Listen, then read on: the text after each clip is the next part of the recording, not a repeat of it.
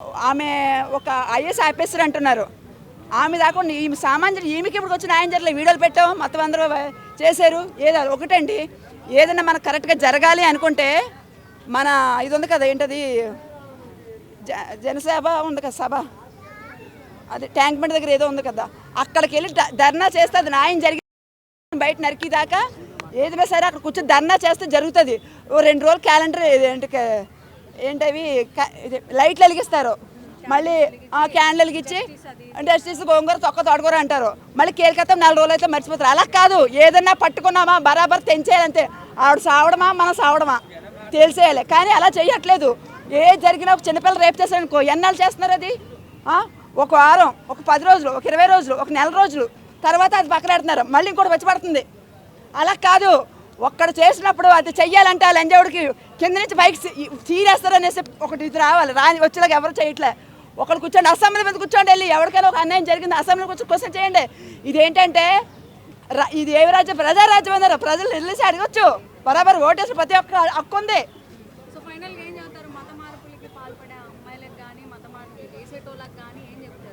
ఏంటి మతం మార్చేది వాళ్ళు, కానీ మతం మార్చే వాళ్ళకి మతం మారదామని వాళ్ళకి ఉండాలి. ఫస్ట్ వాళ్ళు మారుస్తారు, ఎందుకంటే వాళ్ళ జనాభా ఎక్కువ చేసుకుంటాకే. మరి ఏళ్ళ బుద్ధి ఏమైంది? ఎలా మారుతారో తెలీదా? వీళ్ళు పుట్టింది రాముడు లక్ష్మణుడు దీంట్లో మనం మారకూడదు అనుకోవాలి, కానీ వీళ్ళు మారుతున్నారు. వీళ్ళకి ఉండాలి బుద్ధి, వాళ్ళకి కాదు. మళ్ళీ వాళ్ళు ఏం చేస్తున్నారు? 2-3 పిల్లలు పట్టే వదిలిపోయాక వాళ్ళ పరిస్థితి ఏంటి? అటు అమ్మగారి ఇంటికి వెళ్ళారు, ఇటు అత్తోరి ఇంటికి వెళ్ళారు. ఆడు ఇంకో పెళ్లి చేసిన హ్యాపీగా ఉంటాడు. ముందు ఉండవలసింది ఈ ఆడవాళ్ళకు ఉండాలి. అమ్మాయిలు మోసం చేస్తున్నారు, కానీ అమాయకంగా వీళ్ళు మోసపోతున్నారు. తప్పు వీళ్ళదే. ఒక విషయం చెప్పనా, ఎప్పుడు మోసం చేసే వాళ్ళు తప్పదు కాదు, మోసపోయే వాళ్ళదే తప్పు. ఎన్ని చూస్తలేదు వీళ్ళకి. ఒకటి చూసైనా సరే వాళ్ళకి అర్థం చేసుకుని మనం ఇలా ఉండకూడదు, మన అమ్మ నాన్న కష్టపడి పెంచారు, మనం వాళ్ళ మీద ఓపుతో ఉండాలని చెప్పి ఉండడం మానేసి అది కిక్కి నవ్విందని చెప్పి దానికి అన్నీ ఎట్టేస్తే తర్వాత అది ఇంకొకటి చూసుకుంటుంది. వీళ్ళు సంకనాకపోతారు. చాలామంది ఏంటంటే శరీరం ఒకరికి ఇస్తున్నారు, పెళ్ళి ఇంకొకటి చేసుకుంటున్నారు. అది ఆంటీలు కూడా అంతే, అమ్మాయిలు కూడా అంతే. ఆంటీ అంటాడు, ఇప్పుడు మొగుడు లేని వాళ్ళు అది అనుకోవచ్చు, మొగుడు మిట్టి నుంచి వెళ్ళిపోతే రంకు మొగుడు నీటి తెచ్చుకుంటున్నారు. వాడి దగ్గర నుంచి ఆడ దోసేస్తారు, ఇక్కడ నుంచి 7 దోసేస్తున్నారు. కొంతమంది ఏం చేస్తున్నారు, మొగుడు తెచ్చిందంతా తీసుకుని రంకు మొగుడు పెడుతున్నారు. ఆడేం చేస్తాడు, తెక్క దొబ్బినప్పుడు నీ మొగుడిని చంపే అంటున్నాడు. అని చంపేశాక ఈడాడు పిల్లల దగ్గర పోతాడు. దీని బతుకు ఏంటి? కుక్క బతుకు అవుతుంది. పిల్లలతో పాటు రోడ్డు దగ్గర ఏ పప్పని చేయాలి, పిల్లలు నలిగిపోతున్నారు మధ్యలో. అవసరత పిల్లలు ఎక్కడో డ్రమ్లోనే అందులోనే తేలుతారు. వీడితో దొబ్బేసాడు, ఆడ కూడా గంటి తెస్తే రోడ్డు పాలు అవుద్ది.